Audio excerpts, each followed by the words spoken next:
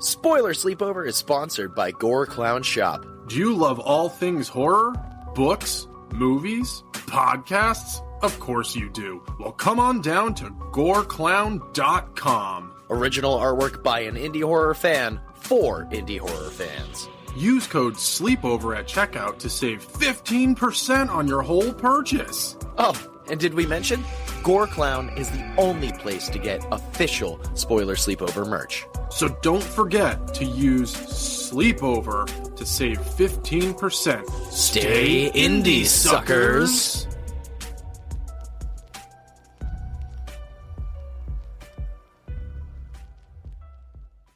I wish to create a perfect human being, selecting the best organs from different sources.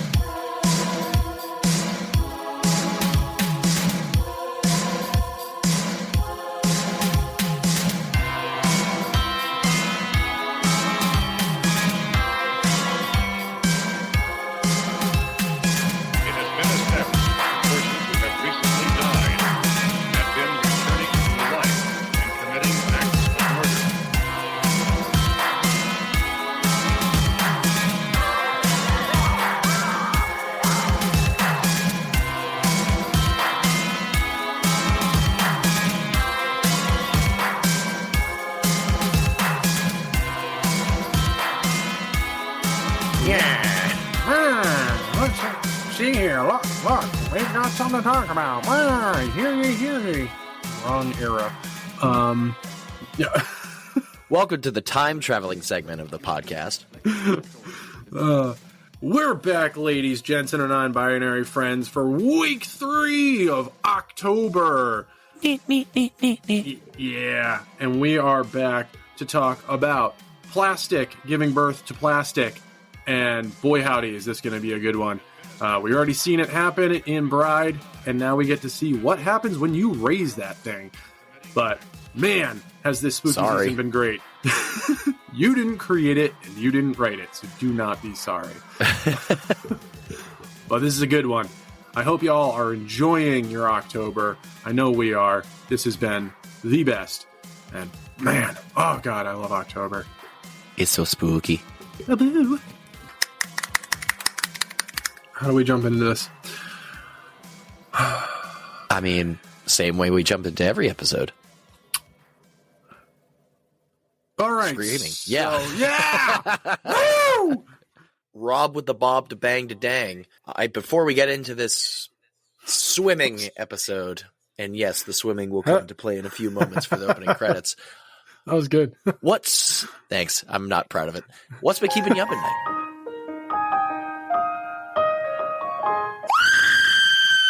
Well, so as of 3 days ago, Thursday. Yeah, Thursday, 3 days ago. My fiance and I watched the most recent episode of Grotesquerary. And what the fuck? It is a peek behind the curtain. We have an episode coming soon. You're going to hear stuff that happened weeks, almost a month prior to when the episode drops. And you're going to hear me talk about it in praise. This is a great show. I take it back. So when you hear that episode and you hear me praising the show, just be aware. It was before this episode came out. So I don't know. I guess there's 2 or 3 more episodes to come. So I'm just going to shut the fuck up for now and just say, watch Grotesquerary. Just be prepared. The episode 7 is fucking why, Ryan Murphy? Fucking why? So other than that, the only other thing that's really been keeping me up at night is the fact that, drumroll please, they released a trailer for a Trailer Park Boys movie. Yeah. And it's not just a Trailer Park Boys movie. There's already multiple Trailer Park Boys movies. This is a brand new one, and it is called, well, it's a really long title, but the shortened title is Bubbles and the Shit Rockers. It is Bubbles and his band traveling the world. And there are some classic rock legends in the movie. I am so excited. And it ended the trailer by saying only in theaters. So I 100% am going to see this movie by myself because I don't know anybody else around here. I don't. That's a Trailer Park Boys fan. So yeah, new Trailer Park Boys trailer for a new movie. Oh man, I'm so excited. But that's beyond. So Grotesquerie sucks a big dick. At least episode 7 does. Watch all of it. Do it anyways because it's fun and extremely gory. Jason Michael, what's been keeping you up at night? Jesus has been keeping you up at night? Yeah, it's kind of weird. I don't want to talk about it. Is it because he's hung like this? Viewers can't see, or listeners can't see. If you know the joke, you know. I broke Jason Michael. Sorry. I don't even know. What have I been watching? I was thinking about this earlier today because it's like I've already talked about Psych, and that's pretty much all I've been watching this entire time. Hasn't really been much else. Reading? Yeah, it's pretty much just... You don't read. Fuck. What's reading? How so very dare you? What the fuck is reading? I don't understand those words. Any of them. That's why I don't read. Oh my god. Yeah, I mean, I've just been doing the same old shit, like just watching the same old stuff that I've been watching. So it's gonna be like that because it's taken a bit to get through the series, but I'll get through it. I'm almost done. I'm now on season 7. I mean, honestly, if you go back to the beginning of season 2, I'm pretty sure almost every episode I'm like, I'm watching Adventure Time. And you almost every episode were like, I'm rewatching Metalocalypse for the 90th time. So rewatching things is kind of our forte. You're not wrong. You're not wrong. So, yeah, that's about it right now. There's something coming out of your ear right now. Oh. What is that? Oh, it looks like a earworm. Rob, I told you, stop putting worms in my fucking ears. That's not worms that I put in your ear. Now I'm worried even more. Oh, you'll see in the opening of this I don't movie. want to see it. That statement was worse. I'm going to keep the ball rolling here. Yes. Yes, I do. It's an EP called Behilit. I am probably not pronouncing that right. It is the new EP by Slaughter to Prevail. Now they have the opening track of the EP is Behilit, and it's a lot of it in English, which is impressive for a Russian Floridian band. And then the next 3 songs on the EP, and there's only 4 songs, are the singles that were released not too long ago. So Kid of Darkness, Conflict, and Viking. Pretty much Slaughter to Prevail, waiting for the actual album to come out. Fingers crossed it's not just the EP, because I would love to hear another album from them. That's me. Yeah, there you go. Yeah, I kind of stopped listening to him after all of his stuff. The stuff about Alex came out at how he actually is a terrible human. And I was like, oh, he's awful. I'm never listening to this band again. And I literally unfollowed them on Spotify. I was like, nope, I'm done. I'm not going to lead in. You like them? Leave it at that. Don't look into it if you enjoy the music. If you already know, then you're probably not listening to them anymore. But my earworm for the week, so excited. Literally as of Friday, the 18th of October, I had no fucking clue, but a band that I absolutely fucking adore released a new album. I didn't even know they had one coming out, but Black Pus just released their new album called Terrestrial Seethings, and it is so damn good. I mean, I know, you know, the style of music that he does, and I was like, okay, I'm here for it. I'll see what he's got in store. And I was not expecting his sound with electronics, like almost like techno mixed in. Oh my God, it's so good. And if for anyone who's like, the fuck is Black Pus? If you've ever heard of Lightning Bolt, it is the same vocalist / drummer. It's him. Lightning Bolt. If you're a fan of Lightning Bolt and you haven't heard of Black Pus, go check him out. It's so damn good. So yeah, that's my earworm for the week. It's a fucking delicious album. Lightning Bolt. All right, so we've got a bit of an interesting thing here. We have 2 Creeping It Reels for you this week. Jason Michael, you came in hot before we hit record, saying, I got one. Not too bad looking at yourself. Hey there. Easy there, sailor. Or as I like to text you, honey bear. So, what is your Creeping It Real? I'm fucking intrigued. I'm kind of excited, and it'll be hilarious if it's the same one that I have. I highly doubt it. Okay. I kind of lied. I have 3. Holy shiitake mushrooms. Yeah. Okay. Let's start with this. As of right now, October 18th, that is when we are recording this. So 3 days prior to when this episode comes out, there is still a number 1 movie in America, and it is Terrifier 3. It has been number 1 since it came out a week ago. Yep. And it is fantastic. Knocked Joker Folie à Deux off the top, even though I'm pretty sure it wasn't really not hard to do. Not hard to do. Art the Clown has dethroned his clown prince of crime. That's who David Howard Thornton dreams of playing as the Joker. So the fact that he already killed the Joker is fantastic. So Art the Clown, Terrifier 3, Damien Leone. We love that crew. Congratulations. Number 1 movie in America. Times. First week of release, it made 8 times its budget. 8 times. I read that article today and I teared up because I was just like, yo. Yep. This dude. They've all beaten their budgets. I discovered this dude watching All Hallows Eve, and then year or so later, when the first Terrifier movie actually came out, I bootlegged the shit because I was like, that's the same thing from that other thing. And wait a minute. I went bootlegging Terrifier and then saw 2 in LA and then saw 3 with you. Look at how far you've come. And it's made 8 times its budget. All right. What is your second one? My second you've got one. me on the edge of my seat, dude. You've never. You're not gonna like it. You're gonna sit back in your seat and go, "Oh, this shit." While I was waiting for Rob to join in Riverside, I was bringing up my YouTube, and 5 hours ago there was a second trailer for Lee Winnell's The Wolfman. Oh shit! Am I right? Now was I right? Was I fucking right? I don't think you are. Get the fuck out of here! I think it's a Wolfman movie. It is. It's very confusing once you see what the first thing is. You're like, oh, cool, I get that. And then when you see where it is, you're like, how the fuck did that happen? But then it goes straight into werewolf, and the cinematography alone in the trailer looks quite interesting. I will say, and I'm about to text you the last frame of the trailer right now. If they don't fucking change it, if they do not fucking change it, I had to pause it because it's there for literally a split second. It looks like an unhoused albino person. Yeah, it still does not look good.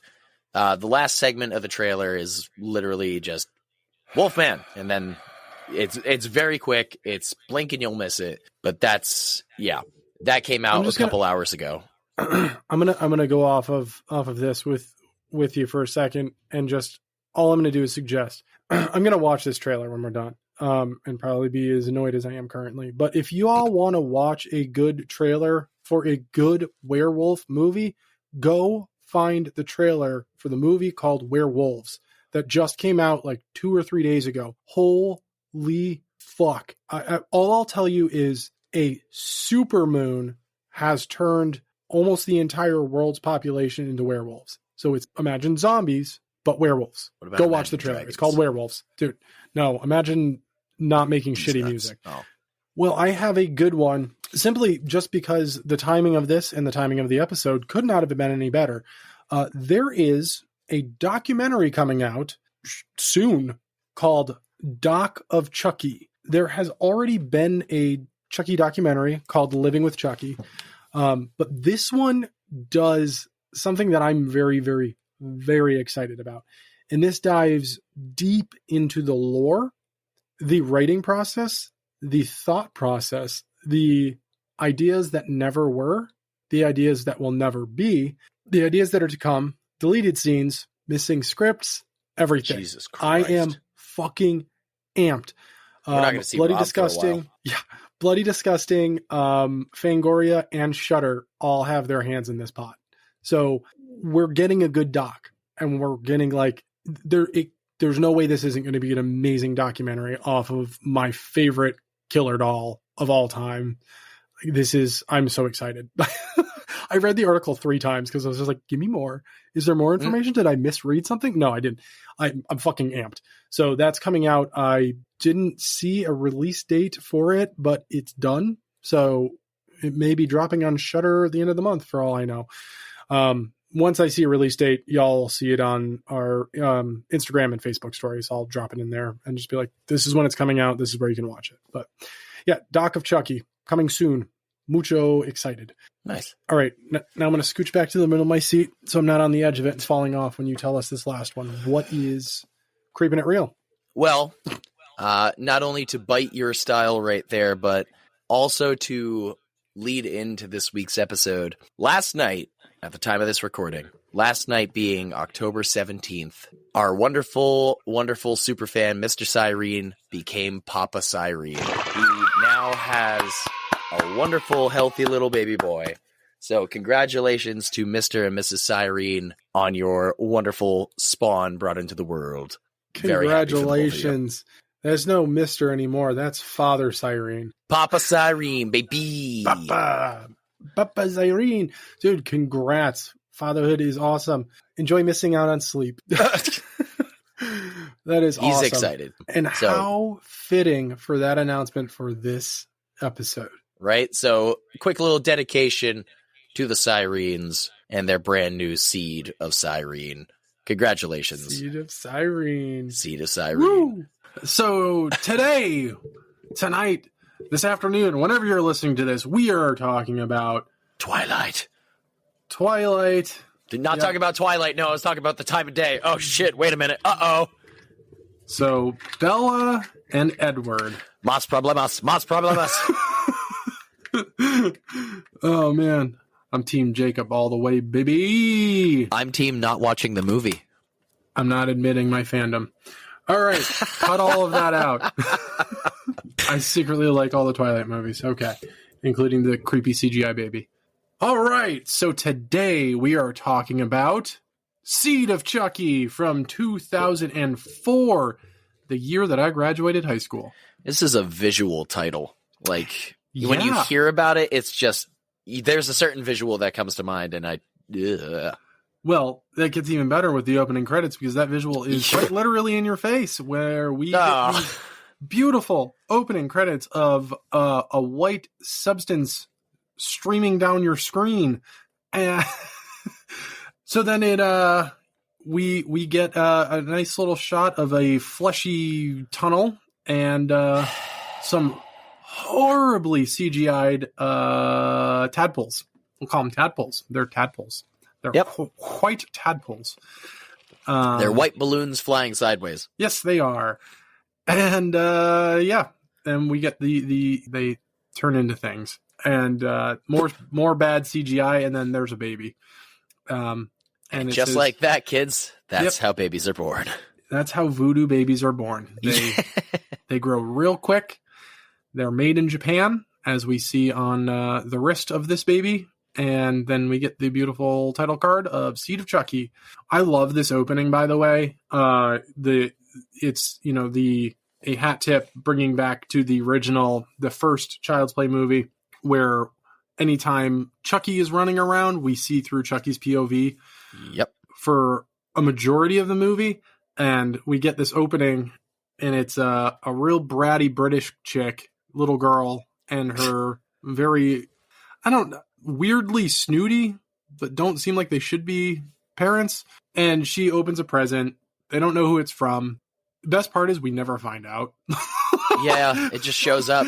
Spoiler to the end of the movie. We have no clue how it got there. And the girl hates it, says it's ugly, puts it in her toy chest and closes it. And then we just continue to get this really cool POV.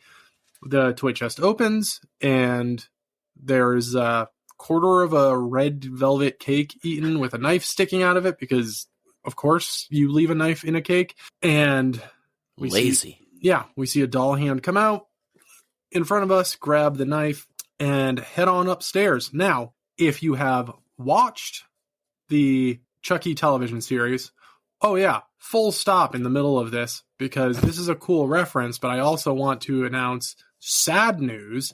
The Chucky TV series has been canceled after 3 fucking seasons. Are you kidding me? No. They said, we're going to space, and they said, fuck you, you are. Well, they're going to space for a movie. There's going to be a space movie. Dawn had a 4th season written, so I'm hoping that we get some more movies other than Chucky in space, because the ending of the show is a fucking cliffhanger again. And now that it's canceled, this is bullshit. Anywho, back to Seed of Chucky from 2004. The POV as this mysterious doll walks through the house going towards the staircase, this interior of the house is the same exact house. They reused it in the Chucky TV series. So we see the house again, which is really cool. And no, this wasn't me looking that up. I was like, oh, that's fucking, that's the same house. That's why that looks so familiar when I was watching the show. Rob watches it every single day. Yeah, I love Chucky. So the mysterious doll goes up the stairs. We see the dad walk around the corner, and the doll freezes in doll form. POV still picks it up, tries to tell the daughter that she needs to put her toys away, and the daughter denies, and then the doll stabs the dad. By the way, out that of dad, nowhere, super weak. Weak. One stab in the shoulder and homeboy's dead. Yeah. I got stabbed in the shoulder. He fell off the top of the first landing. True. Yeah. I mean, it was the initial, like, there's another moment in this movie and I'm like, a bit of an overreaction there, Buckaroo. But when the guy gets his head cut off with the wire. No, that is one of my favorite Just kills. put it back on your neck and go on with your day, man. You're fine. But yeah, the dad falls the banister. Awesome. Again, love that POV shot because he's holding the doll the whole way down, and then the doll jumps up and books it back up the stairs, goes into the bathroom where the mother is taking a shower. Best kill. I mean, accidental, but scares the mom so bad she slips and falls out of the shower and cracks her own skull open and dies. It's a hefty sounding thud crack. Yeah. Oh yeah. Which we don't see, but we do get to see the lot of blood just coming out of her head, which is awesome. And then the doll goes on down the hallway, and before that, we get a quick glimpse as the doll turns around, and we see half of the doll's face holding the knife in the mirror. Then the doll goes into the girl's room, and the girl's like, "You killed my mommy and daddy." And then the doll starts peeing its pants. And you're pissing your pants. You're pissing your pants. Which is just an ongoing kind of thing throughout the movie. Yeah. And then the doll wakes up and we are introduced to, at the introduction of the movie, Shitface. We are introduced to Shitface. Shitface is a living doll, like Chucky and Tiffany. And Shitface is being kept in a cage and being used as a fake dummy for a weird goth sideshow. He's a very odd character. Yeah, Psych and Shitface. And the jokes aren't funny. They're stupid. It's supposed to be edgy, but it just doesn't work at all. This feels like a very outdated movie in some aspects, but it also feels like, oh shit, remember that? Like later when Ryan Seacrest wakes you up in the morning and it's like, what the fuck? That's our introduction to the new doll. We get a pretty hard cut to a guy dressed as Santa walking through a cemetery. He's arguing with his girlfriend on the phone. We don't hear the conversation, but she breaks up with him. There is movement in his Santa bag. I was going to say his sack. Movement in his sack. And the movie did start with cum, so I mean, it feels like it just goes with the. Yeah. And he turns around and realizes all the presents fallen out, and he kind of just goes berserk, starts kicking everything, and sees Chucky sitting against a tombstone, because he's, of course, on Christmas Eve walking through a cemetery, because that's what you do on Christmas Eve. You don't? I mean, new tradition starts to... and in the background, this is a really cool shot. Tiffany slowly comes into focus and they stab it, and then Chucky keeps repeating the same line over and over and over and over again, and then we get this quick camera angle change. Turns out it is a set for a movie called Chucky Goes Psycho. What a shit name. Yep. Well, there were there were some shit names for Bride and Seed of Chucky before they came out and before we landed on Bride and Seed. So, yeah, it was kind of a Dawn making a joke, but also giving a middle finger to the studios to be like, don't fuck with my shit. Like, do you realize how stupid this sounds? Yeah, it sounds so stupid. I put it in my fucking movie to make fun of how stupid this shit sounds. To put it better, as the man said it himself, you don't fuck with the Chuck. Yep, you do not fuck with the Chuck. So, turns out that Hollywood, this is the most meta fucking movie ever. I absolutely love it. And this is why I said this movie is a lot of fun. Like, this is the most fun Child's Play movie that is out there because it is just un-goddamn hinged. We are introduced to Jennifer Tilly. Thank you. I was like, who? Jennifer Tilly. Not Jennifer Tilly as Tiffany. Not to be confused. This is what I mean. This is meta as fuck. So, in Bride, it is Tiffany. That is not Jennifer Tilly playing Tiffany. It is just Tiffany. So but this is also to say that Jennifer Tilly and Tiffany exist in the same universe. Correct. They are two different people. Jesus Christ. And that is why the ongoing joke throughout the movie is, she has such an amazing voice. Yep. Stop doing an impression of me. Like, I don't sound like that. Yes, I do. I mean, you. It's amazing. So in this movie, Jennifer Tilly is playing Jennifer Tilly and Tiffany. It is great. It is fantastic. It is so much fun. Absolutely love it. So Jennifer Tilly is on the set of Chucky Goes Psycho playing Tiffany. That's right. That's right. Welcome to Seed of Chucky from 2004. A lot of people hate this movie. I just want to put it out there. I fucking love this movie. There's no bad Chucky movie in my opinion. This one is just so much fun, and it has one of my favorite people in existence in the Redman. No. I have nothing against Redman. No, it's not him. So his character is kind of a dick in this one. They really make Redman such a fucking dick. Yeah, it's great though. His character is hilarious. The dinner scene is one of my favorites. But so we're also introduced. I had a vasectomy. Yeah, we're also introduced to Tiffany's handler. I don't really know what exactly. Assistant, I guess. I never ever remember the character's name and misremember who the actress is every single time because she looks so much like Baby Spice from the Spice Girls. I believe her character is Joan. Yeah, it's Joan, but she looks like Baby Spice. So I'm like, that's Baby Spice. It's not. She was in S Club 7. Two completely fucking different things, but just like Tim Curry as Boris the Animal. He sure is not. God damn it. This is not Baby Spice, but just to put Baby Spice is Boris the Animal. All right, I'm unhinged. Let's go. That'd be awesome. But to put into perspective, knowing well that this was not Baby Spice, in my notes, all I wrote was Baby Spice. I mean, sometimes you got to find a way to just identify the characters if you cannot give a shit about their name / remember it. Yeah. It's like David Manners was Bitch. Yeah. Yeah. So we are introduced to, I gotta get this straight now. Jennifer Tilly is on a diet.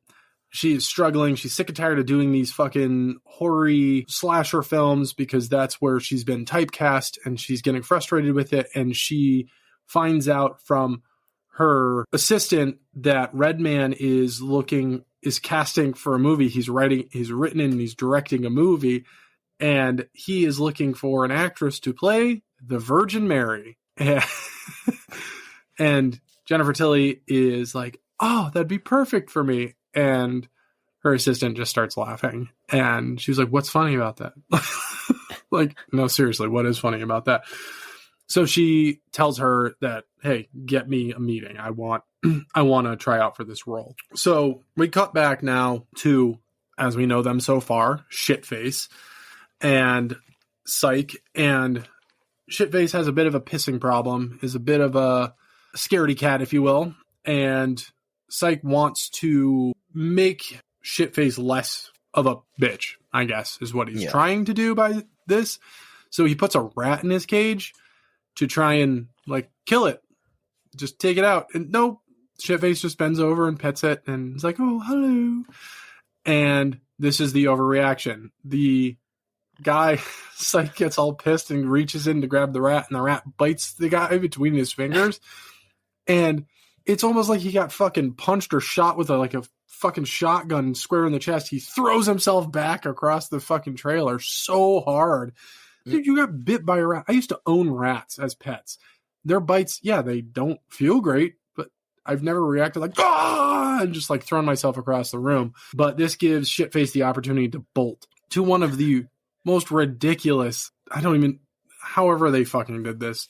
Shitface running down the road is so bad, especially seeing as this dude can't catch up to a 3.5 foot doll. But Shitface jumps in a garbage truck and somehow manages to ship himself to Hollywood after seeing an interview, quote unquote, an interview with Chucky, unaware that this is an interview with an animatronic for a movie, unaware that it's an animatronic, and realizes that, or believes that Chucky is his dad because he sees the Made in Japan on his wrist as well. This is the first time we see the Made in Japan thing, right? I don't recall this from any of the other movies. Yeah, I don't either. Honestly, and I've seen these movies so many times. I also like how it says Made in Japan, but motherfucker was made in, like, on the run and fucking wherever our last two hapless characters were in Bride. Yeah, I feel like it was made in a graveyard in New Jersey is where he came out. It's a cheap way, an easy way to have the characters meet in this aspect. I mean, there's 1,000 other ways that Don could have written this, but I feel Living doll. Bam. Yeah, I mean, it's interesting because there's a huge confusion and misdirect with that Santa scene before we find out it's a movie, is because we're walking through the cemetery. It's the same cemetery set from Bride, by the way. There's just snow all over the ground now. Oh. So you're led to believe, this is the funny part, is the actor that's playing Santa is British, doing an American accent. That is a British actor doing an American accent. So I was like, oh, as soon as he walks on screen, if you know who he is, you're like, oh, that would be why Shitface ends up in good old England. Gotcha. And then the dude starts talking, and you're like, that's an American accent. This doesn't make any fucking sense at all. Like, what is happening right now?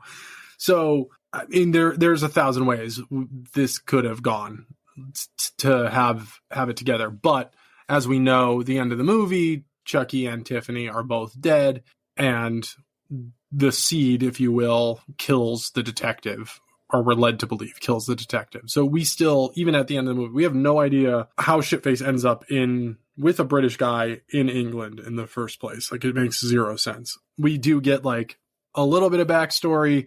Psych does say, when I found you in there, you tried to bite me. And, we assume it's part of the bit from the beginning of the movie, but realistically, I believe this is what actually happened. We still have no idea why a British goth dude was in a cemetery in Jersey, but he was there. So we cut back now to Jennifer Tilly in an office with Redman, and they are doing a reading for the Virgin Marie, and it's apparently going well until Redman gets distracted by her tatas, and there's a bit of a joke, quote unquote, I don't know, a joke is loose, but that Julia Roberts is the hot ticket in Hollywood at the time, and she's getting all the roles, and Jennifer Tilly, feels like she deserves the role. And Redman says, I liked your reading, but I think I'm going to go a different direction. I'm going to go with my first pick. And she asks who it is, and it's Julia Roberts. And she's like, well, maybe I can convince you. She invites him over for a special dinner at 8 p.m. and he accepts. So we then get a cut to the set of Chucky Goes Psycho with a box that randomly got shipped directly to the prop department, because somehow Shitface knows that is exactly where they needed to be shipped. And Plot Shitface progression. Yeah. Shitface crawls out of the box, sees a Frankenstein's monster-esque creature and screams, and then goes, "Oh, hello, sir." And then a Wolfman-esque creature. So as Shitface walks their way through the prop department, they end up finding Chucky and Tiffany, the dolls, laying under a clear tarp, and are asking them, begging, "Mommy, Daddy, wake up," and trying to get what they believe are their parents to wake up. And then says, "I have this," and it is the fucking amulet that they went to the graveyard in Jersey to get in the first place, and has just had it the entire time. And sure. Yeah. There are some moments in this movie where you're like, no, there's a lot of moments. Okay, buddy. Of course. Well, when it comes down to like the lore and the story progression, here is the one issue. Bride didn't do well in theaters. Okay. Studios came to Dawn and said, "Do another Chucky movie. Move away from everything else. Let's just do a Chucky film."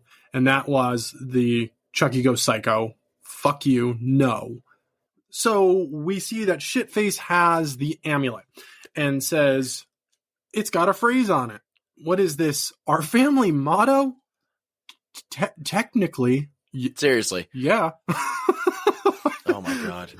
So obviously Chucky and Tiffany are not waking up because they are animatronics made for a movie. Well, this is Shitface reads the amulet, and it has a new phrase on it. I don't know. I haven't really looked into why, namely because I don't want to get some shitty fucking answer that's going to piss me off. But the Ade Due Dembula Awake pisses me off every time. It's the only thing. It's the awake that I'm just like, and then they do like, yeah. So all of the lights and the light fixtures explode in the prop department. And then we get this really cool shot.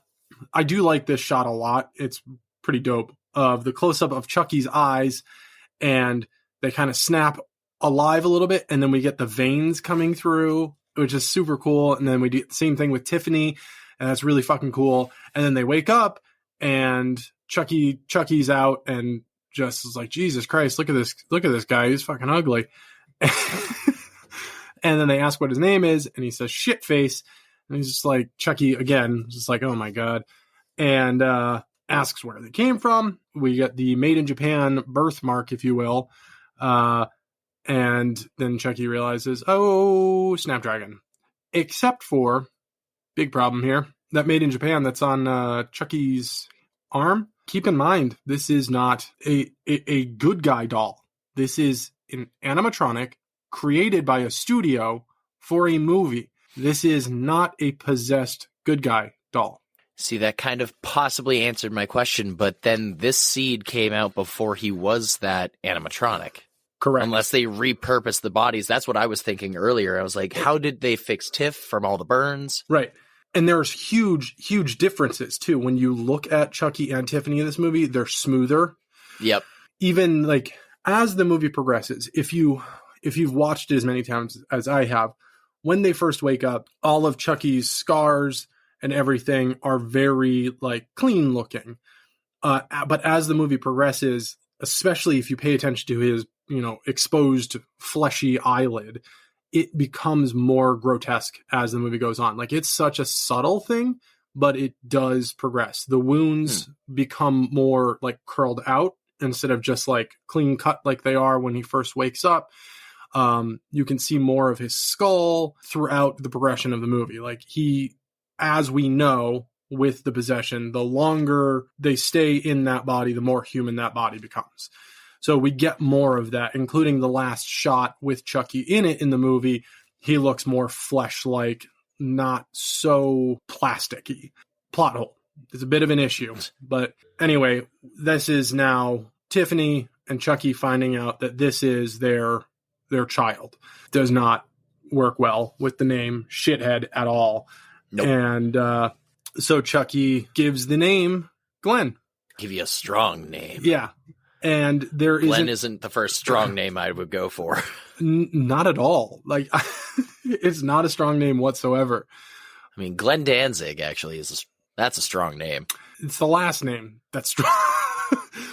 True. The first name, arguably, still not a strong name. You could also say the same exact thing for Glenn Strange. Fuck. Yep. Glenn is all right, yeah. Sorry, Glenn. Last name. It's just last name, man. Glenn Quagmire? No, because they don't even call him Glenn, really. No, they just call him Quagmire. Fuck. All right. Glenn does not win anywhere in this world right now. Sure does not. Giggity. God. Glenn Howerton. So Anyway. Before Chucky names Shithead Glenn, the stagehand, I guess, the guy... like the prop manager almost.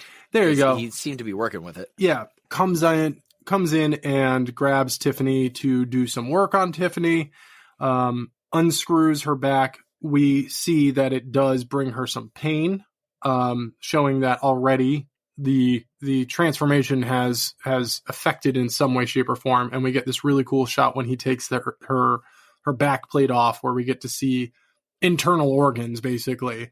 Yeah. Which is insane that it happened that quickly. It is something that does get answered as to why. I think for this movie, that was done because, this would be cool. And it's a good scare for not us, but, for the prop manager. But as to why this is so quick of like, wow, that happened very fast, kind of does get answered in Cult. So we'll okay. Yeah.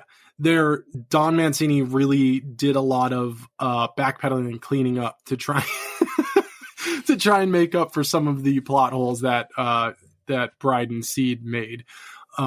But still, when I say these are fun movies, they're just fun. Like, Seed and Bride are fun movies for the sake of just being fucking fun. Anywho, so Tiffany scares the stagehand. Chucky grabs a cord that was hanging from the ceiling that had the drill attached to it, and like Indiana Jones just throws it perfectly. The thing whips around the dude's neck. Tiffany grabs it. They both pull, and we get this really cool... No, this movie was not in 3D. This really cool shot upwards of the head coming off and flying into the air and then dropping. I love the fact that it hits the floor like a prop head, not like... like it bounces and everything. I was like, that is awesome. But yeah, he gets decapitated. What a great head too. Like, that is... They put some money in that mold because it doesn't look fake. They did a really great job at that. And then it's at that point where Tiff and Chucky have a bit of an argument over whether Glenn is male or female. And we get the reveal of no genitalia. Yeah. There's nothing there. So Tiffany goes, see? A female. And Chucky's like, he just hasn't developed yet. Like, so... He's like, he looks just like his old man. Yeah. So Chucky dons the name Glenn. Tiffany's not budging, thinks Glenn is a female, dons the name Glenda. So from this point on, in the spoiler, I will be spoiling something further in a future film and TV series by referring to Glenda as Gigi, which is a name that is given. So... It is a spoiler if you have not gotten that far into the lore, the films, the show, any of that. Just a heads up, this is now your introduction to the new name. So I will be referring to them, and I will be referring to them as them because that's what they are. Gigi is non-binary, and we respect that. If you didn't know, listen to the opening of the fucking podcast, you idiot. It's also a pretty good nod for Ed Wood. Huge. The film of the similar name, like, if you haven't seen any of Ed Wood's films, Glenn or Glenda, or especially Plan 9 from Outer Space, you definitely need to go watch those. Bride of the Monster is up there too. Yeah, this is... So, Seed, for many reasons, is a love letter. It's Don's love letter to some of his favorite films, filmmakers, writers, directors. throughout history, including the fact that he included a lot of them and himself in the film. Extras are big names. And if you go through the credits and look, and you start looking at these names for like the paparazzi and stuff like that, a lot of the extras and background actors that are on screen for 2 seconds flat are big names. Don, it's straight up. This is a love letter to. I did not know that. To the industry. So at this point, Jennifer Tilly now walks in, deciding that she needs to not be on the diet that she has been told that she needs to be on to find the candy bar that I forgot to mention she hid in Chucky at the beginning of the movie. Also, when the prop guy managed to make Chucky say nice tits to her. Yeah. Well, that was a different guy. But yes. It was, which also was like weird. It's like, oh, I mean, 2 prop guys isn't out of the normal, but he's not the main one that we know. Yeah, and that's also an issue too, is that the Chucky doll during that opening sequence of on set, it shorts out repeating the same line over and over again, leading us to believe that everything's pre-recorded, which that's not how that works, but okay. Yep. So Tiffany comes in, or Tiffany, I did it already. Jennifer Tilly walks in and grabs her candy bar and nibbles on it. It's not how you eat a candy bar, but okay. Nibbles on it and sees the head on the ground and goes, wow, this is so real. And this is why I say they spent some money on this. Grabs it by the ear, and it like the flesh movement on that is like if you pulled on your own ear or somebody else's ear. It's knuckin' futz. It looks so good. And then realizes it's a real head and screams, and then we hear police sirens, and then it cuts to her leaving the soundstage with a bunch of paparazzi, and one of my personal all-time favorite writer-directors as the scummiest paparazzi ever. We get to see John motherfucking Waters. Oh, God, I love John Waters so much. If you don't know who John Waters is, you've been living under a rock, and you need to do yourself a favor and go watch literally anything and everything he's done, because he's a fucking legend. Yeah. And fast forward, if you've watched the Chucky TV series, Don got him to come back. So we got him back again, which is just awesome. I absolutely adore John Waters. His movies are bonkers. So he's got a pretty famous mustache too. Yeah. It's the dirtiest stash ever. He's so great. Yeah. So, the best part is if you, once Tiffany gets through the crowd of the paparazzi, if you just listen in the background, John's just like yelling questions at her from the background. It's just like, what's your real age? How much do you weigh? Is that your real cup size? What is your cup size? When was the last time you had sexual intercourse? Like, it's so good. So yeah, I love John Waters. I'll post the picture eventually. There's a picture of me. I had been searching for years for a copy of Pink Flamingos on DVD. At the time that I was searching for it, it hadn't yet been put on Blu-ray. It hadn't had a collector's edition put out yet. Like, it was rare. It was tough to find. And I used to own it on VHS, and it got stolen. And it breaks my heart still to this day. If I can ever find it on VHS again, you better bet I'm going to fucking cry. But I had been searching for it on DVD, found it on DVD, but the day that I found it on DVD, I just so happened to be wearing a Pink Flamingo button-up. Was not planned at all. So I have this awesome picture of me like smiling like a pig in shit with a Pink Flamingo button-up holding Pink Flamingos on DVD. That's fucking great. I love John Waters. So Jennifer Tilly gets into there's a limo waiting for her, but she gets into the front seat, and we find out that her and her driver are having a bit of a romantic relationship. So Jennifer calls Joan, and tells her to turn on the TV. This is when we find out that Joan is a bit of a super fan. She's not just her helper. She's not just helping out Jennifer. She is in love, and she is writing an insane amount of fan letters to Jennifer Tilly. And that's when she sees, what happened. Are you okay? Blah, blah, blah, all of that stuff. So now we have a bigger insight into exactly what the relationship is. There's another bit of a hole in the movie throughout the entire movie. So it's going to sound crazy when I'm giving you the spoiler, but just keep in mind this is how it is. For some reason, Chucky, Tiffany, and Gigi are in the back of the limo. They're there. Like, this happens all the time. They just materialize in places that Jennifer Tilly is throughout the entire movie. We don't get any lead up as to how. How did they get there? How did no one see them? Like, it doesn't make sense. But Chucky and Tiff and Gigi are in the back of the limo. Chucky pounds a bottle of wine. The fucking good for him, or champagne, I guess. And Gigi asks why they kill. Good question. And they do because they do. They enjoy doing it, is the basic thing. We now are in the attic of Jennifer Tilly's house, which is where the dolls have decided to reside. Again, how they ended up there, we don't know, but they are there.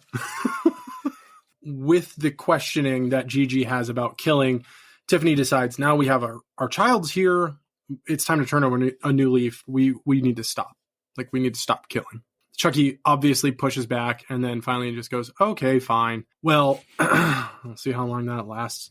Obviously, they now know what they want to do initially is Tiff wants to take over Jennifer Tilly's body, and she wants Chucky to take over Redman's body. She has no interest in doing. Well, what they do need to do is get a body for Gigi.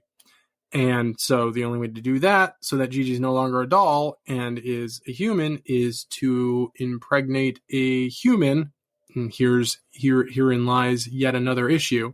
So they decide to use Chucky's seed. Huh? You see what I did there? And artificially inseminate in the movie realm Jennifer Tilly. So Tiff hands Chucky a cup and was like, all right, you got to do it into that. And he's like, what, you're not going to give me a hand? And we finally get to see what we didn't see in Bride of Chucky. And Tiffany turns around and flashes him. And yes, there are doll boobs. And it's so ridiculous. And I guess it doesn't do enough. And so Chucky grabs a stack of magazines. And there's like an adult magazine and like a lingerie magazine. And he's like, And then we get the best one ever. And he just goes to the next magazine. And it's an issue of Fangoria. Because of course it is. And he's like, oh yeah, that's more like it. And flips through a few pages and he's like, all right. Well, now we get a cut to outside. The driver is leaving the house and the gate at Jennifer Tilly's house is slowly closing. And we see that John Waters is outside, paparazzi. And he sneaks in to take pictures. And Redman is there for their quote unquote dinner. And John Waters starts snapping pictures of the two of them. As he's snapping these pictures, he puts his camera down and looks up to the second floor. And all we see is a shadow of Chucky beating it.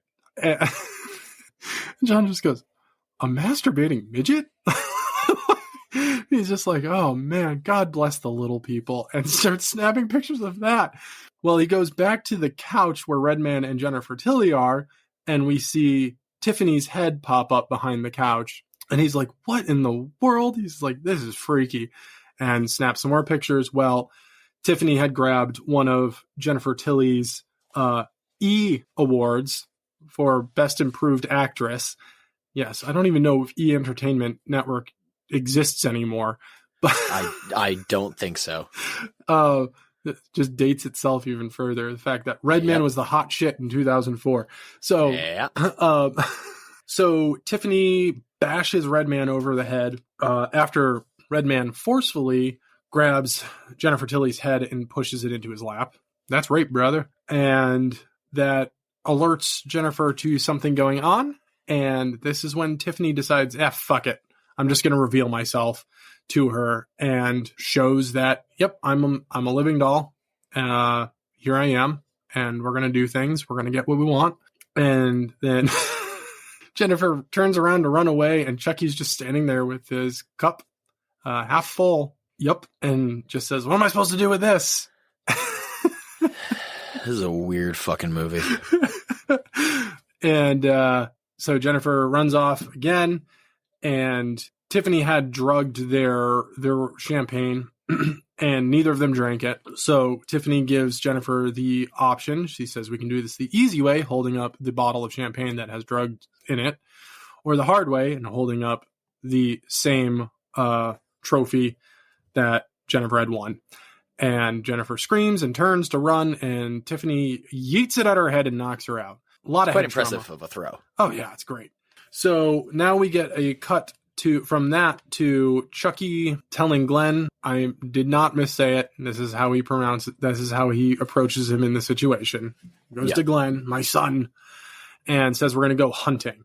So again, we cut to John Waters, yay, developing the film that he had taken that night. And somehow Gigi is under a table beside John Waters as John Waters develops the photo. And then he develops the shadowy photo of Chucky beating his meat. And then we hear Charles Lee Ray laugh, not Chucky. It's a Charles Lee Ray laugh. And it scares John Waters. Chucky is sitting on a shelf there, freaks him out. John Waters turned back around and enhances the photo to see that it is the same doll. Turns back around, and Chucky gone. He stands up to figure out what's going on. Chucky reemerges with a knife. Gigi at that point doesn't want to see another kill and see another death, apparently, and screams no, which scares John Waters so bad he falls back into a shelf, where he knocks over an entire glass jar of sulfuric acid, and it breaks over his head, and half of his face melts. And what a great looking effect.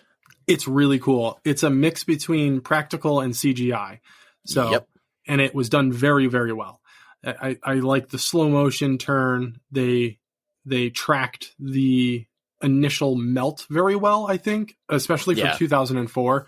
They did a really good job with that. And then the end result when Chucky's like, we've got to memorialize this moment. And they take a photo of the three of them together and John Waters dead on the ground is just chef's kiss. I love it.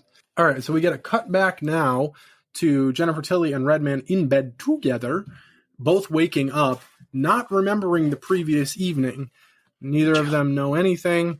Redman recalls her screaming a lot, and she goes, yeah, I recall that too. And he goes, yeah, I have that effect on women. And they both just kind of part ways. And yeah, that's that for that moment. Tiff is now in the attic again, reading a recovery book on things that they need to do, the steps they need to do in recovery. One of them being make amends to the people that you've harmed. And so she calls a past victim's wife to admit that she killed her husband. What a fucking call. She's like, is this a joke? And she's like, no, I actually killed him. Yeah. And I'm really sorry about it. I'm really sorry. And she's like, what is wrong with you? Just breaking down again over the phone. Yeah. She's like, wow, I feel so much better now. You fucker. We're now yet again another quick cut. Jennifer Tilly and Redman are having dinner again because, of course, they are. And this is the scene. Redman's just like hunched over his plate, just going ham on some corn and broccoli. Like he has zero interest in Jennifer Tilly in that moment. He is just into dinner like it is his last meal. Food? Hell yeah. Yeah, seriously. And then Jennifer admits that she is pregnant, and Redman's like, that's great. What does that have to do with me? Who's the dad? And she was like, you're the only guy I've slept with in like over a year. So it's yours. It's also been a day. Yeah. Well, it's movie logic because, yeah. So the full moon's out 14,000 times in Wolfman, and it's supposed to take you 2 days. But it's also, again, I say movie logic. You say it's been a day. It very well may have been a day. It could have been a week. But again, it is a voodoo pregnancy, and they are accelerated, which we're about to get to. So, I'm fat. Yeah. So, Redman admits that when he moved to Hollywood, he got a vasectomy because he's like, I ain't about that life, man. It's not happening. Obviously, we know it's not Redman's. Now she knows. Tiff is overhearing this, and she's not happy. Like, she's pissed at Redman for being such a scumbag. Redman told Jennifer Tilly that she's no longer can be the Virgin Mary because he has a specific vision for her. And she's like, well, the vision is that she's pregnant and I'm going to be pregnant. So what's better? He's like, well, I want her to be hot. And that just sends Tiffany over to the point where she was like, I'm going to do it. And instead she calls a hotline for recovery. And he's like, yeah, the guy she gets on the phone is like just telling her, I relapsed recently. And he goes, man, the mess that I had to clean up. And she was just like, tell me about it. And clearly their recoveries are two very different things. Yeah. And the messes are wildly different things. Yep.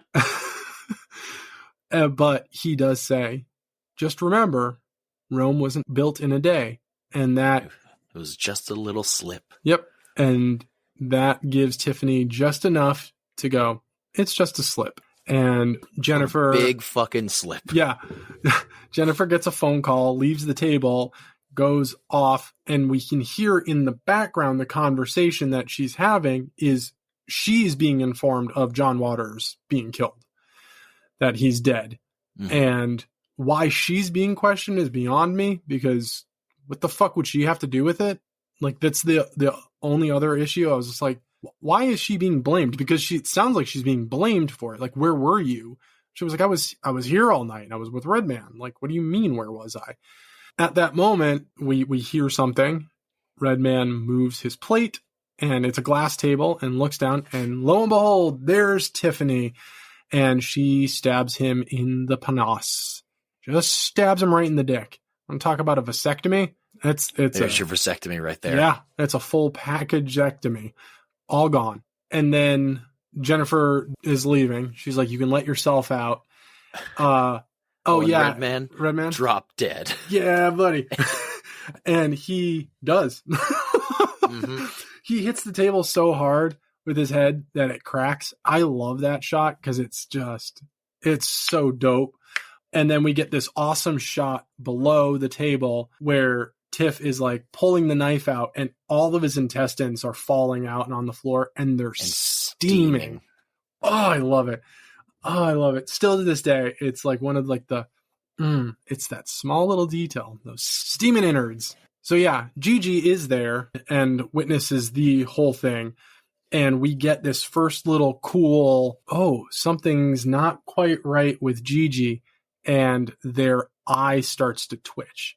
I love this little musical note that they add to it as well. Something's off. Yeah. It sounds like something wrong with animatronics. Yeah. It's like a little bing, bing, ding, ding. It's calling back. Gigi's been having these nightmares of doing horrific things and all of these bad things. And this is kind of one of those like, ooh, there's a slip somewhere in here. Something's not quite right. There's this cut over to Chucky and Tiffany talking about the pregnancy. Like, I can't wait any longer. We've got to get this going. Like, how long do we have to wait? I don't know. I don't think I can wait 9 months. And Tiffany reminds him that it's a voodoo pregnancy. Everything happens a lot faster. Now, this is the lead up to seeing how quickly a voodoo pregnancy progresses. Mm-hmm. But the key moment in this one specific scene is what is heard in the background on the TV. I don't know if you heard it at all, but during this time, it was the whole Martha Stewart thing was like, oh yeah. Fresh. They're executing Martha Stewart today. Straight up fucking so casual. Just, yep, So they're executing Martha Stewart. I fucking love it. Again, just how dated this movie is. Yeah. Well, even more dated because I completely skipped over the hunting. So when Chucky and Gigi go out, they take Redman's SUV. Gigi is handling the brake and the accelerator while Chucky is driving. Well, some sports car speeds around them and Chucky's like, look at this fucking asshole. And then we get a zoom in on the license plate and it says Britney, and it's not Britney Spears. It is a lookalike, just so you know. I looked it up later. Yeah. I asked Google, and I want you to hear what Google said because it's very passive and dismissive. All right, let's do it. Hey, Google, was Britney Spears in Bride of Chucky? On the website m.imdb.com, they say, the TV spots for this movie displays an unusual disclaimer. Britney Spears does not appear in this movie. This disclaimer was inserted into TV spots because Britney's management was concerned that people might be led to believe that Britney actually appears in the movie. Led to believe, and people are like, fuck that, we don't want people to think she's in this movie. God, no. Yeah, it is a lookalike. Chucky drives Britney Spears literally off of a cliff, and we see the car explode. And he says, oops, I did it again. So good. It's so stupid. It's so good, though. Yeah, it is. The movie is dated. It's so damn good, though. So yeah, Martha Stewart is being put to death. We get now the cut to the reveal of how quick a voodoo pregnancy is with Jennifer Tilly waking up in bed. As we get a close up of her face, she gets out of bed. She walks, turns towards the camera, and she is pregnant. Like 12 months, big belly. She is pregnant as fuck. Walks by a mirror, doesn't see it, walks into a bathroom off camera and screams. She calls Baby Spice.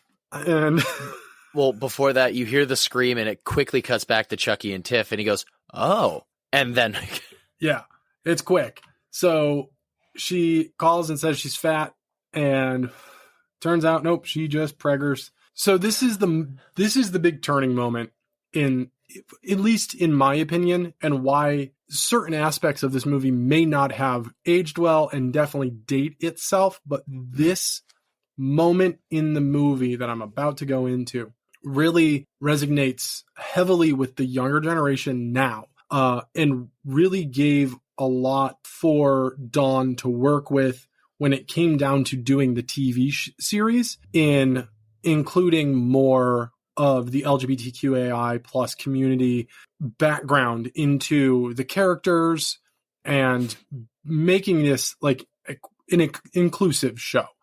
If you don't know and you haven't listened to the past episodes, I brought it up before, but Don Mancini himself is gay, has been his whole damn life, and has done his best to represent in some way, shape, or form after some form of the community within the films. And I give him a lot of props, but this specific scene is one of those big, huge moments, which is now more, it's in the spotlight now, was not so much in the early 2000s, where Gigi is now struggling themselves with their own identity. Chucky is still very stuck on Gigi being Glenn. Tiffany is very stuck on Gigi being Glenda. But when it comes down to it, Gigi feels like both. Gigi wants to be both. Why can't I be both? Why can't I just be me is really what it comes down to.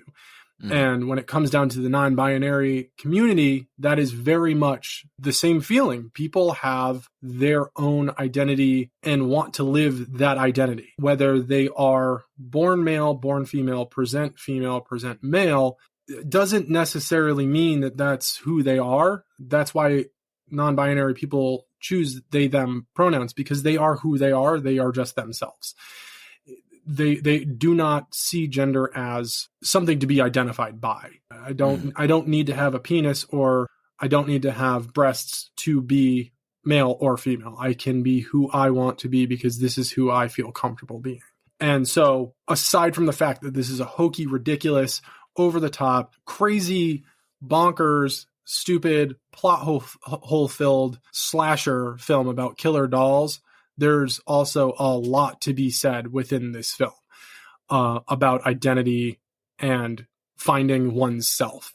And it was quite ahead of its time. Immensely ahead of its time. And it is also one of the main reasons Dawn wanted John Waters in the film, because John Waters was way ahead of his time. Mm-hmm. Casting multiple times a drag queen, the late, great, amazing Divine, in so many films. I mean, look at fucking Hairspray. That is a John Waters film. He wrote and directed that movie. It was shit on because not only did it have a drag queen playing a mother, it also had an on-screen interracial relationship, which had not really been done before that. John Waters was ahead of his time doing what he did for the community. Knowing Don knowing what he was going to be doing for this movie, he knew he needed to involve the grandmother, if you will, of the community and bring the queer, weird film gore icon and have him in the movie. So that is why John Waters was included in the best way humanly possible. That is my tangent. I know we are an open and inclusive and inviting and welcoming and loving podcast that spoils horror movies. And we try not to go into too many tangents on this, but we have in a few of the episodes, one live stream. This is our platform. If you don't like what we have to say, you can find another platform to listen to. And know that will not be cut out. If you're hearing this, this is who we are. We love everybody who doesn't bring hate to the table. So moving on. So Tiffany grabs Jennifer's phone and calls the driver, and very easily, because the voice is the same. It convinces the driver to come over because, and I quote, "I want your body." I mean, they're not lying. No, not at all. Not even close. The driver, of course, shows up, immediately kidnapped, tied up, gagged as well. And there was a concerning phone call from when Jennifer woke up pregnant. Can you imagine? I woke up pregnant. Surprise. Surprise, bitch. I got babies. She heard a lot of screaming. Tiff, again, before this point, had, done Jennifer's voice. And what was actually happening was Chucky kidnapping Jennifer Tilly, trying to subdue her. So Baby Spice, I'm going to say it again, fucking just shows up because she's concerned and nobody's coming to the door. So she uses the extra key, the spare key under the mat, because of course mansions have spare keys under mats. And they also have doormats. Because behind the locked gate system that is very easily sneaking into a bowl. Yeah. That made sense. Of course. Sneakable. So she goes into the house. This is when Baby Spice gets the reveal and sees the driver and Jennifer Tilly tied up in the bed, both gagged. And then we see Chucky appear behind her, and they're both, gagged, muffled. Again, this is the weakest. When they do this in movies, I'm going to gag you by putting something in your mouth. But yeah, thank you. Like, do you not know how to spit things out? So Jennifer figures that out and realizes, oh, wait, I can spit this out. So she spits out the sock and says, behind you, turns around to see Chucky holding a knife. And then we see from the neck down, Tiffany holding a can of hairspray and a lighter, and immediately just sets her on fire. Joan apparently lives a very flammable lifestyle because, goddamn, she went up quick. Real fast. And right down, falls down a couple stories, lands head first, dead. Mm-hmm. And Tiffany got her back to Chucky and is crying. And Chucky's like, it was just a slip. It's fine, babe. Don't worry. And then goes and touches Tiffany's shoulder to get the reveal of the turnaround. And it is not Tiffany. It is Glenda. Yes, she says, I'm Glenda. And it is Glenda with makeup on and wearing a Tiffany wig and a dress, the same dress that Tiffany wears. Boy, howdy. We found out why that eye twitch was so concerning. It's a mental snap. There was Chucky trying to feel up Jennifer when she was originally put on there, and he pulls out something out of his pocket to gag her, and then his picture of him, John Waters, and Glenn falls out. Yeah. Is that where we start seeing all the bodies fall out of the closet, or is that after this? That's after this. It's about to happen. Gotcha. So, yeah. And that's when Tiff takes off because she's pissed with the reveal of Glenda. The evil side happens to be the female side, which is funny because Chucky is clearly the evil, the more of the evil out of himself and Tiffany, where Tiffany continuously seems to be struggling with whether they should do this or not, or I guess continue doing this or not. When it comes down to Gigi, the Glenn side is opposed to violence and isn't comfortable around it, and clearly is very insecure and scared a lot, thusly the peeing his pants constantly, where the Glenda side is the unhinged, more like Chucky side, which is funny because, again, Chucky wanted a boy, Tiffany wanted a girl, yet the female side of Gigi is the more like Chucky versus the Glenn side is more like Tiffany. So that also says a lot about the influence that your parents can have on you. Yeah. This movie cuts deep. Pun intended, but it's intense. So at this moment, Chucky is pissed and wants to stop all of this, is just not having it. Pulls out his knife, and as he does, the photo of himself and Gigi and John Waters falls out onto the floor. Tiffany sees it, gets pissed, and is like, well, we decided we were going to stop doing this together. The whole time Gigi is well aware that Tiff has already done a killing as well. Mm-hmm. And Chucky is just like, I can't live my life just hiding in the closet. And he says that, and he punches the closet, to which the closet opens and Redman's body falls out. And there's clearly some, everyone has skeletons in their closet, as he then proceeds to say and open the closet next to it, and 3 random ass bodies fall out. Yep. So there are now, 4 dead bodies in this room. 1 at the bottom of the stairs. Yep. So 5 total in the house. Mm-hmm. And then all of a sudden, Jennifer Tilly goes into labor and starts to give birth. There's a lot of screaming. Gigi and Chucky are like, what is it? What is it? Comes out. We hear the baby cry. She turns around with a blue blanket and says, it's a boy. And Chucky's like, yes. And then Jennifer starts screaming again. And Tiffany's like, oh, she's not done. And goes up and turns around with a pink blanket and says, it's a girl.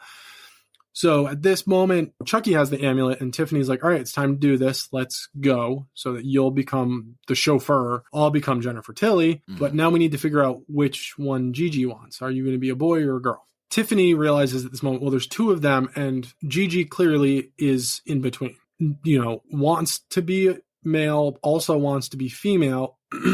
We have both options here for them. They can be both. That way they can live their own separate lives and not have this constant eye twitch struggle within themselves. There's, the usual thunder and lightning when you're about to call upon the power of Dumbledore. And there's, between the driver and Jennifer Tilly screaming, and Tiffany yelling at Chucky, and Gigi yelling at Tiffany and Chucky. Chucky fucking has it. He just can't. The babies are screaming. The cops are coming. And so he snaps, and he just is like, everyone just shut up. And he realizes, he's like, look, I don't want to be your driver. I don't want to drive you around all the time. I'm the most infamous fucking killer in history. I'm a known icon. I'm a killer doll, baby. Like, this is who I want to be. The killer doll. Yeah, I'm Chucky, the fucking killer doll. Like, he doesn't want to be human. What's so great about being human? He says, he's just like, you get old, your dick stops working. And I mean, he's got a point, but it's at that moment, he's just like, fuck this. I don't want to do this. You can't force me into it. So he pulls his knife back out and goes to kill Tiffany again. And Tiffany or Jennifer Tilly? Oh no, it's aimed for Tiff. Oh, okay. Yeah. They're a toxic relationship. This is one of those. This is the horror version of Joker and Harley Quinn. People who are like, I want to be like that. Like, dude, no, you the fuck you don't. Absolutely not. No, that is a toxic, unhealthy relationship. Please check yourself into an insane asylum, please and thank you. Yep. Yeah, there is love, and then there is toxic attachment. And people get those things confused all the fucking time. Yeah. And it is disheartening and heartbreaking to see people go through relationships like that. So at that moment, the driver had been loosening his hand that was tied, and Chucky throws the knife, and the driver jumps in front and gets stabbed square in the middle of the chest and tries to tell Jennifer that he loves her, but he's choking on his own blood. And she's like, just say it. I'm like, it's very thick, viscous, ketchupy looking blood. It's good looking blood, though. And he can't get it out. So he done dead. So we are now at body count 6 in the house. Mm-hmm. The cops show up and they bust in, and Jennifer is still tied to the bed with a body downstairs and 5 bodies in the bedroom and no dolls to be seen. Oh, yeah, and 2 babies. And we then get a quick cut, and Jennifer is in the hospital. This is a great looking shot of this building. Like, it's framed up really well. Framing, by the way, for the building is the same exact framing for the apartment building in the first Child's Play movie. Yes, it is. Yep. So Jennifer is in the hospital asking for her babies to Josh Groban. So he is Jennifer Tilly's lawyer, and he's telling her, like, look, we have this dumpster fire we have to deal with first. You'll see the babies, just be patient. After the lawyer leaves the hospital room, and we at that moment now see that, again, miraculously, Tiffany and Gigi have materialized in the hospital room because of fucking course they have. A needle comes out and is put into Jennifer Tilly's IV drip, and she doesn't start feeling well. So as anyone does when they don't feel well, she gets out of bed. Yeah. What? You don't do that? No, I do not. When I don't feel well, I stay in bed because that's where I would prefer to be. Well, then you'd be taken over by a killer doll. I mean, have at it. And she passes out, falls over, because of course she does. She doesn't pass all the way out. She's just very, very loopy. So she falls over and is on the floor, and at this exact moment, we hear a bang on the door, and then another one, and an axe comes through the door, and then there's more, and more, and more, and it is the same lineup and framing from The Shining, and it's Chucky's face this time, and he has this menacing look on his face, which quickly turns into disappointment and confusion. He goes, I can't think of a thing to say. And then says, fuck it, and starts bashing in the door more. And so Tiff is in the rush now. She's like, I've got to do this now. I want to be Jennifer Tilly. I'm going to do it. So she starts chanting, Ade, Due, Dembula, give me the power, I beg of you. And then again, adds in, not even awake this time, switch. The fuck? Oh, yeah. The fuck is switch? Switch and switch and switch. Like, okay. I mean, I get it. So Tiff is mid-chant, and Chucky makes his way into the room and says, may I ask you a question? He doesn't say that at all, but he does stick an axe straight into frickin' Tiffany's head. Yep. Gigi screams no. Tiff falls over. Tiff has some very sweet and kind words to say to Sweet Face, aka Gigi, and then promptly dies. Chucky is like, well, this is it. I guess I gotta take care of this shit. And nope. Gigi has had it and fucking snaps, and turns out that not only did Gigi learn a little bit of Japanese, they also learned how to fight, I guess. Also, this is culturally incorrect because fighting is kung fu. Uh-huh. Hate to break the news to y'all. Not Japanese. Nope. So Gigi roundhouse kicks Chucky in the chest, does an entire flip over Chucky. Jennifer Tilly on the ground, slides Gigi the axe. Jennifer Tilly is just in the background watching some really just silly, intricate shit this entire movie. Yeah. They're talking, it's like, oh man, I have a lot of skeletons in my closet, bodies falling out, and she's just like, what the fuck is going on? This is my reality? What in the fuck? So, seriously. Yeah. Dolls doing flips and shit.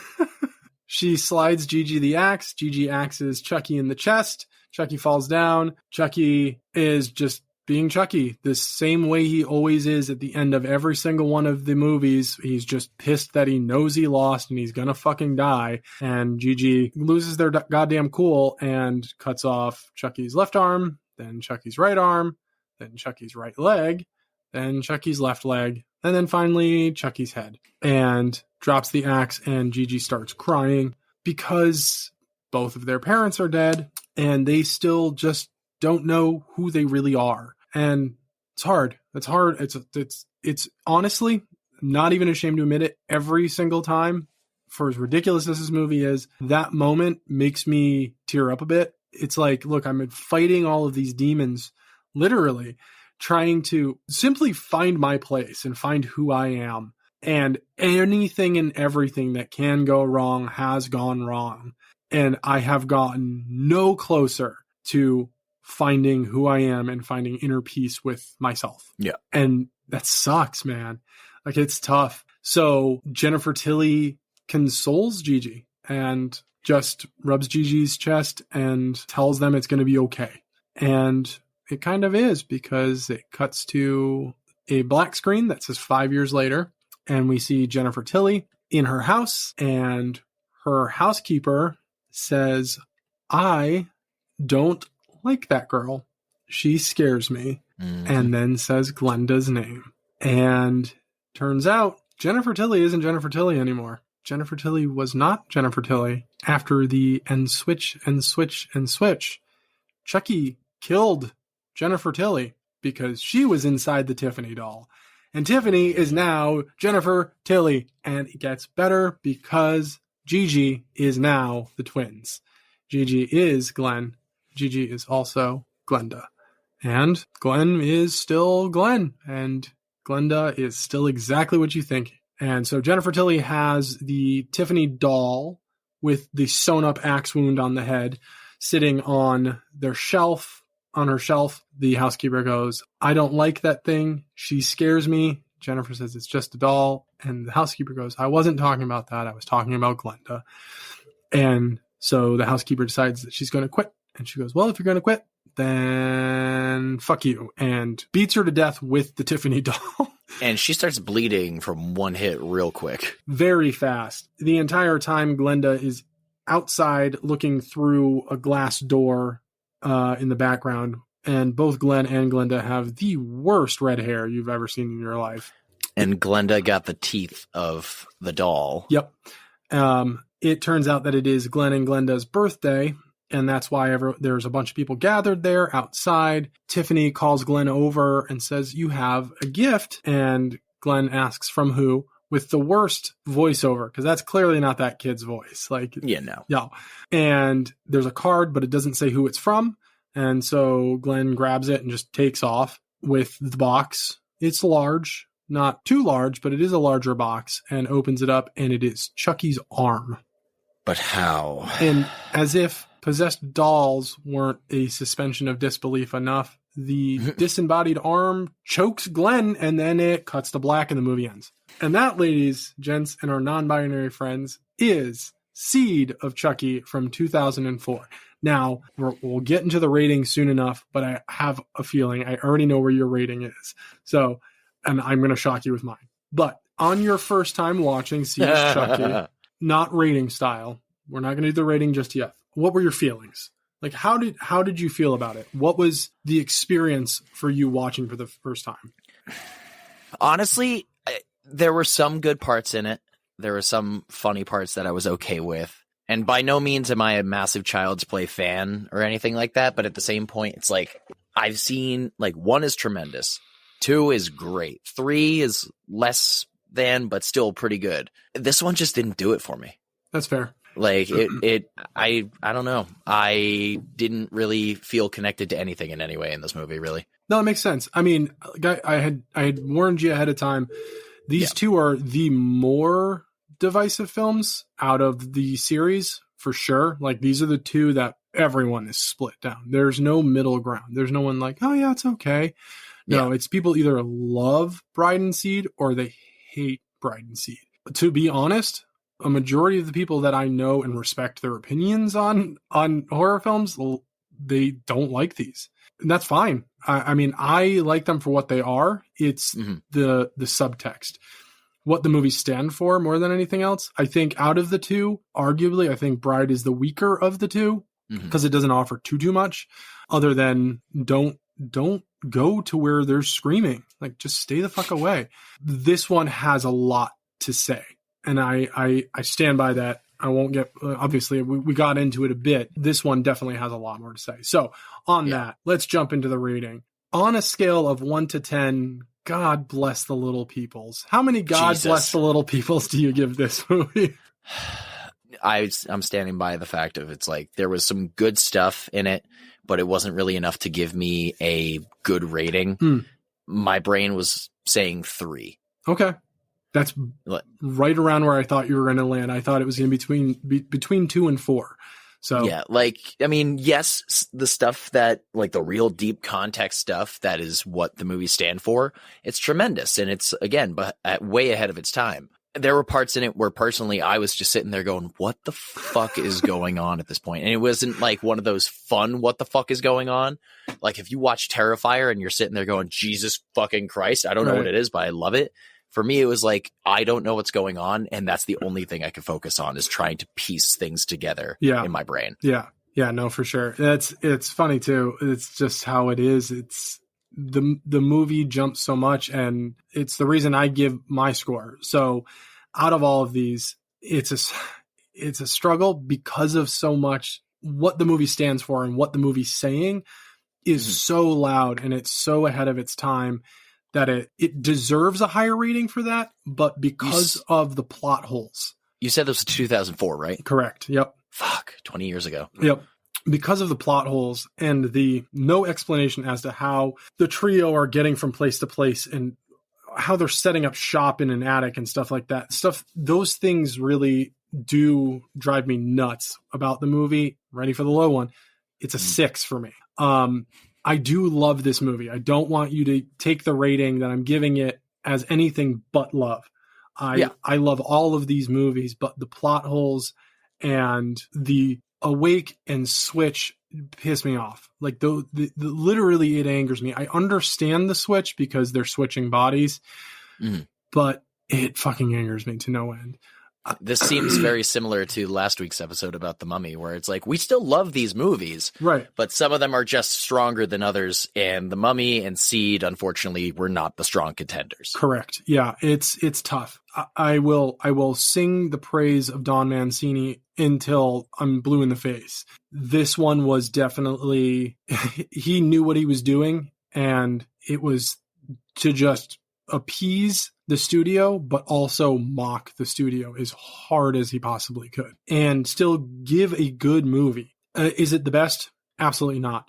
When we get into Curse and Cult, I'm telling you right now, you're going to fucking lose it. You're going to love Cult and Curse. I'm not saying like I'm hoping so because like it's gonna resurrect the Chucky franchise for me. I'm hoping so because this one kind of was just Curse is next. Curse is going to make you be like, wow. Curse and Cult, I had no idea existed until like 3 years ago. They're so good. I really do think with Curse, I'm hoping you do what I did. I finished it. I was like,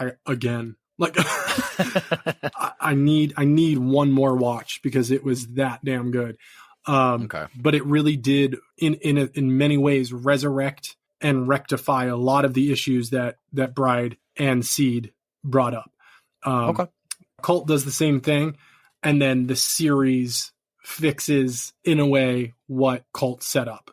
So it's interesting. Don has this long game that he's playing with the characters, and it's working so beautifully, and it just breaks my heart that we're not getting a 4th season of Chucky because I don't know what he was ramping up for, but whatever he was, I hope he can take those scripts and break them down to a movie or two because I want more. Put him in space.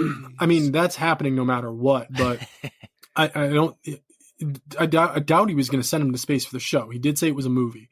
So I don't know what the show was going to be. I have a feeling the show was leading up to that. So the 4th season would have led up to space and then the movie.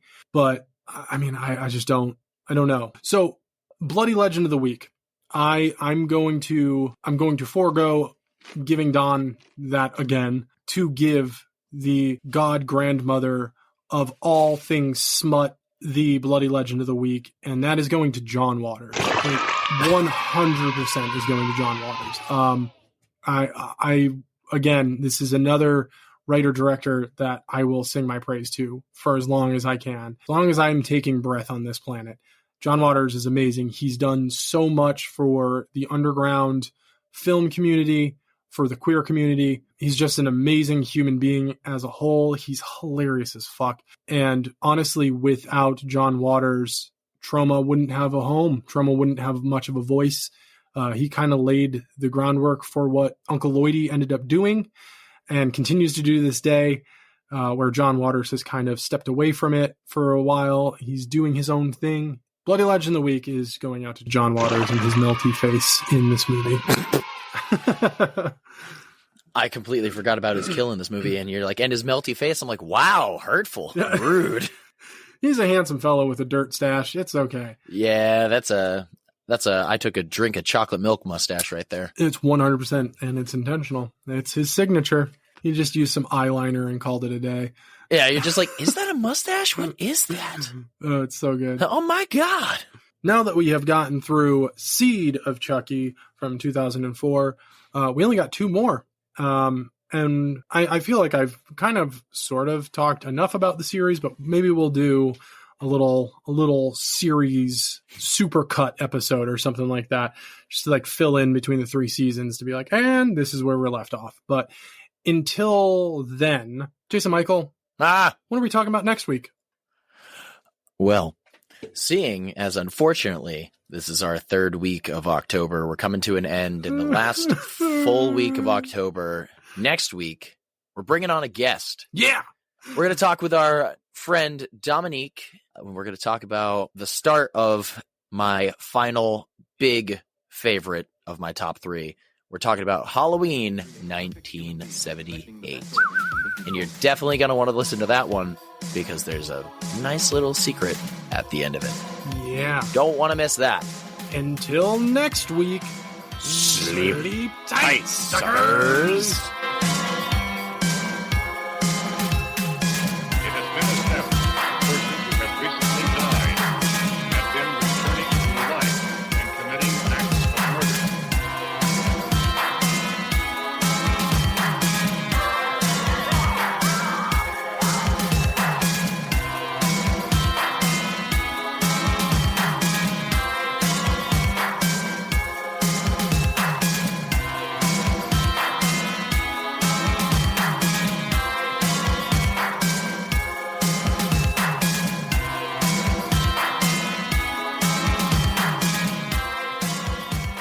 Spoiler Sleepover is sponsored by Gore Clown Shop. Do you love all things horror? Books? Movies? Podcasts? Of course you do. Well, come on down to goreclown.com. Original artwork by an indie horror fan for indie horror fans. Use code SLEEPOVER at checkout to save 15% on your whole purchase. Oh, and did we mention? Gore Clown is the only place to get official Spoiler Sleepover merch. So don't forget to use Sleepover to save 15%. Stay indie, suckers!